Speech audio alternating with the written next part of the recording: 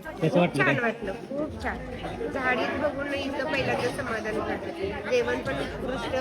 आमच्या मुलांनी तर खूप चांगला एन्जॉय केला आणि आमचे पैसे फिटले असं मला वाटते. सेंद्रिय शेतीचा एक वेगळा प्लॉट आणि वेगळा आदर्श, कारण नवीन विद्यार्थी हे भावी शेतकरी आहेत, भावी देशाचे आधारस्तंभ आहेत.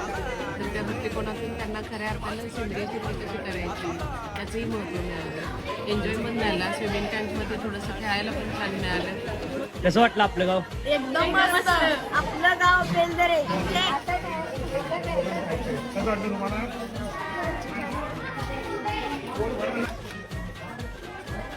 आपलं गाव जोरात यायला लागतं.